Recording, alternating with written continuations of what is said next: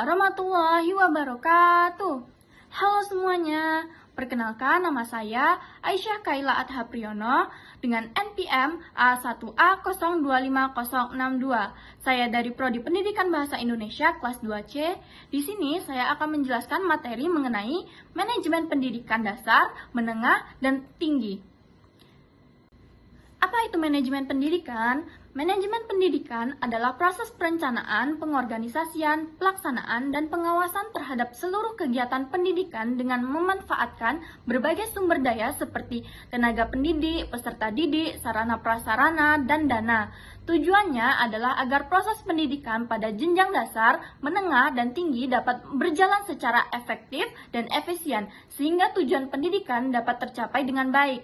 Yang pertama ada manajemen pendidikan dasar. Pendidikan dasar biasanya meliputi sekolah dasar yaitu SD dan sekolah menengah pertama SMP. Tujuannya membentuk fondasi pengetahuan, keterampilan, dan karakter peserta didik serta mengembangkan kemampuan dasar seperti membaca, menulis, berhitung, dan sikap sosial. Lalu, fokus manajemen ini yang pertama, manajemen kurikulum, mengatur perencanaan dan pelaksanaan kurikulum agar sesuai dengan perkembangan anak. Yang kedua, manajemen peserta didik, mengelola penerimaan siswa, pembinaan, hingga evaluasi hasil belajar. Yang ketiga, manajemen guru dan tenaga kependidikan, mengatur pembagian tugas, pelatihan, dan pengembangan profesional guru. Yang keempat, manajemen sarana dan prasarana, pengelolaan ruang kelas, perpustakaan, laboratorium sederhana, dan fasilitas belajar. Yang kelima, hubungan sekolah dengan masyarakat, kerjasama dengan orang tua dan masyarakat untuk mendukung pendidikan anak. Yang kedua, ada manajemen pendidikan menengah. Pendidikan menengah meliputi SMA, SMK, dan MA. Tujuannya mengembangkan pengetahuan yang lebih mendalam, mempersiapkan siswa untuk melanjutkan ke perguruan tinggi atau dunia kerja. Fokus manajemen ini, pertama, mengembangkan kurikulum yang lebih spesifik, misalnya peminatan IPA, IPS, bahasa, dan kejuruan. Yang kedua, bimbingan konseling dan karir, membantu siswa menentukan arah studi atau pekerjaan.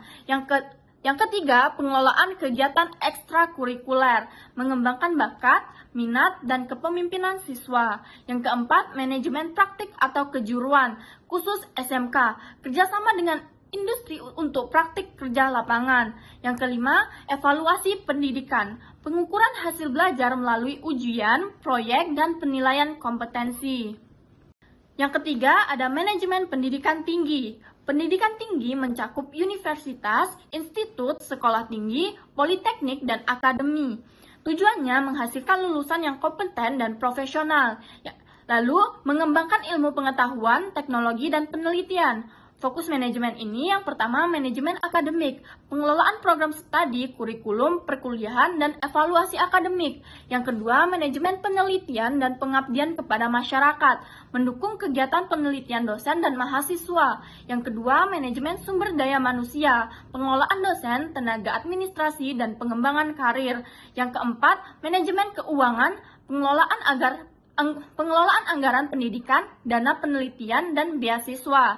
Yang kelima, manajemen kerjasama dan internasionalisasi, kerjasama dengan universitas lain, industri, dan lembaga internasional.